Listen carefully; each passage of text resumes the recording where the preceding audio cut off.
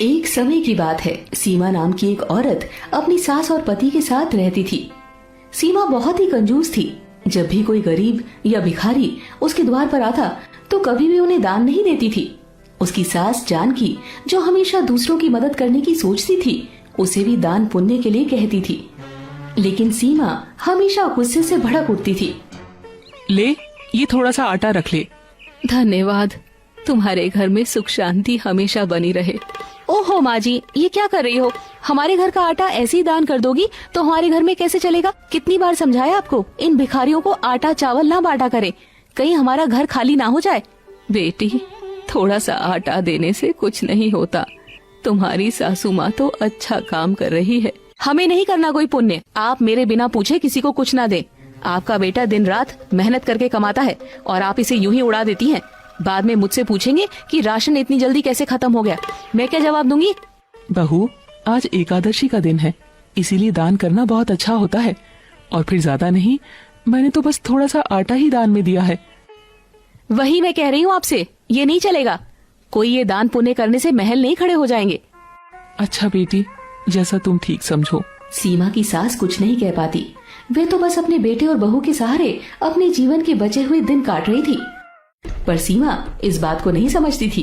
सीमा को दान पुण्य करने से बहुत नफरत थी, इसीलिए वो ना तो खुद दान में कुछ देती थी और ना ही अपनी सास को देने देती थी। महेश बेटा, कल मकर संक्रांति का पावन पर्व है। इस दिन दान पुण्य करने से व्यक्ति के जीवन के सारे दुख दूर हो जाते हैं। मैं चाहती हूँ कल तुम बहू के साथ मिलकर कुछ दान पुण्य करो। ठीक है माँ, जैसा तुम कहो, मैं जरूर अच्छे से इंतजाम करूँगा। कुछ खास तो नहीं चाहिए होगा? बस थोड़ा सा अनाज, कपड़े और कुछ फल मिठाई ले आना। ये सब जरूरतमंदों में बांट देना। ठीक है, मैं सब कुछ तैयार कर लूँगा। अपनी माँ की बात को सुनकर महेश कमरे में आ जाता है और सीमा को सारी बात बताता है। अरे अरे अरे, पागल हो गए क्या?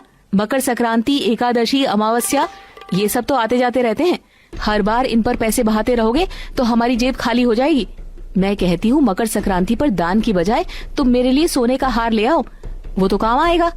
अगर तुमने मेरी बात ना मानकर दान पुण्य किया तो तुम मेरे से फिर कभी बात मत करना। मैं समझूंगी फिर तुम अपनी माँ की बात को मानते हो। अरे तुम इतना गुस्सा क्यों हो रही हो? ठीक है, कल मकर संक्रांति पर हम कोई दान पुण्य नहीं करेंगे। मैं तुम्हारे लिए सोने का हार बनवा दूंगा। अब तो खुश हो जाओ। सासू माँ, अब मैं आपको बताऊंगी कि महेश किसकी सुनते हैं। ये आपकी बिल्कुल नहीं सुनेंगे। कल मकर संक्रांति के दिन कोई दान नहीं होगा।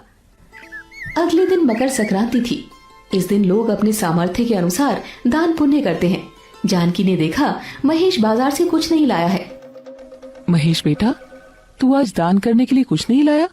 मैंने तो कल ही बोल दिया था कि अन्न, वस्त्र आदि कुछ भी अपने सामर्थ्य के अनुसार दान करने के लिए ले आना। तू दुकान से ही कोई कपड़ा उठा लाता, तेरे हाथों से वही दान हो जाता। माँ, मैंने तो सोचा था कि दान करूंगा, पर सीमा ने मना कर दिया। उसने कहा कि मेरे लिए सोने का हार बनवा लो, इसलिए मैंने कुछ नहीं लिया। बेटा, दान करना तो हमारी संस्कृति का हिस्सा है। आज के दिन तो खास तौर पर दान करना चाहिए। सीमा को समझाना चाहिए था। तभी सीमा वहाँ आ जाती है, गले में नया सोने का हार पहने हुए।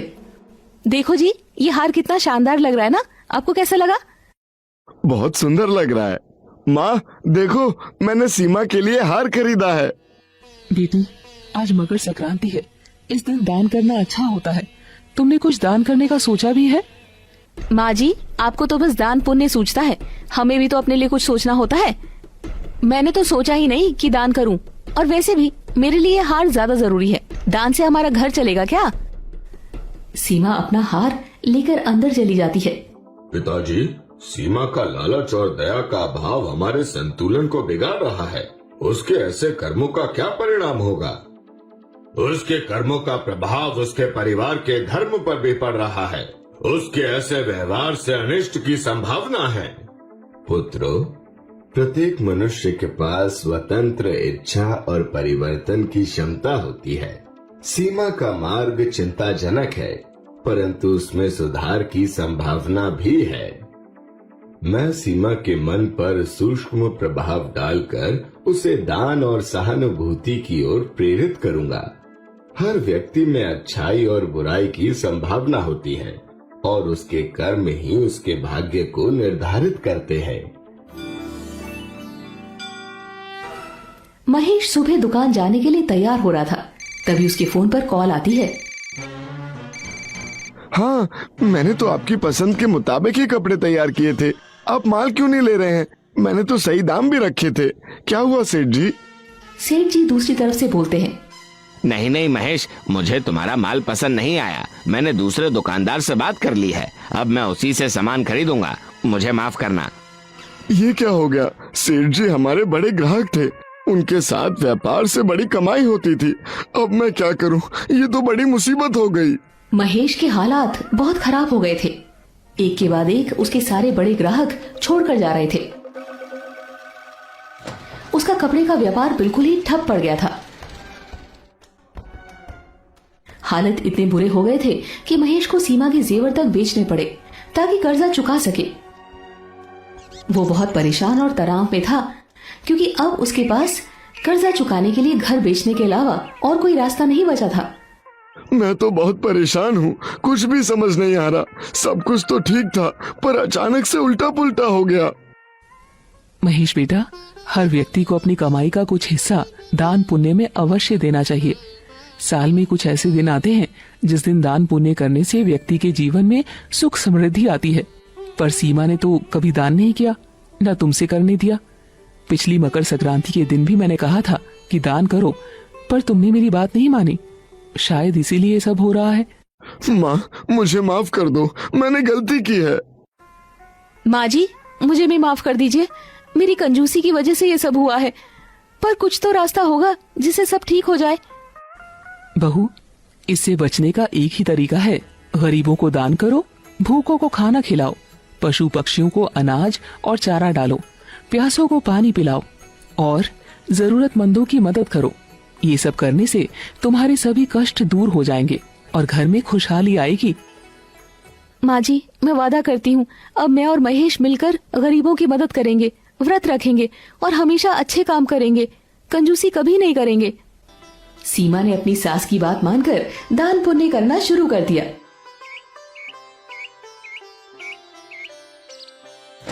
धीरे धीरे महेश का कारोबार फिर से पटरी पर आने लगा। उसे नए ऑर्डर मिलने लगे और उसके पुराने ग्राहक वापस आ गए। उनके घर में फिर से सुख और समृद्धि आई। एक साल बाद मकर संक्रांति के दिन सीमा ने अपने पति और सास के साथ मंदिर में पूजा की और दान किया। उसके अच्छे कर्मों की वजह से उसकी सारी परेशानियां दूर हुई और उनके घर में खुशहाली आई।